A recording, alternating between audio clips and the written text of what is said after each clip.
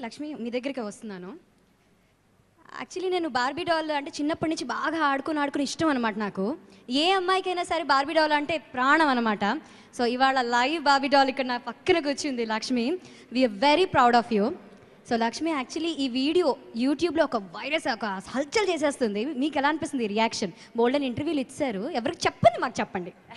నేను ఇంకా I still can't believe it. It feels like a real dream come true. So నేను చాలా హ్యాపీగా ఉన్నాను. ఐ మీన్ సాంగ్ బాగుంటుంది అనుకున్నాను, బికాజ్ మ్యూజిక్ అంత బాగుంది, లిరిక్స్ అంత బాగున్నాయి. బట్ ఇంత పెద్ద హిట్ అవుతుందని మనకు నేను ఊహించలేదు. యాక్చువల్లీ మనం లక్ష్మి సినిమాలు చూసామంటే తన సినిమాలన్నీ కూడా చక్కగా తెలుగు టైటిల్స్తో వచ్చాయి. విచ్ ఇస్ జుమ్మంది నాదం, గుండెల్లో గోదారి, అంటే చందమామ కథలు, ఇలా చెప్పుకుంటూ పోతే ప్రతి సినిమా కూడా చక్కగా తెలుగు నేటివిటీని ఎక్కువగా ఎంకరేజ్ చేస్తున్నారు. మరి దొంగాట, మన పాత దొంగాటకి ఈ దొంగాటకి ఏమైనా కనెక్షన్ ఉందా? బ్రదర్ సిస్టరా? No brother sister. మేము చాలా పేర్లు అనుకున్నాం ఫస్ట్, బట్ చాలా తెలుగు ఇంగ్లీష్ పదాలతో వస్తున్నాయి.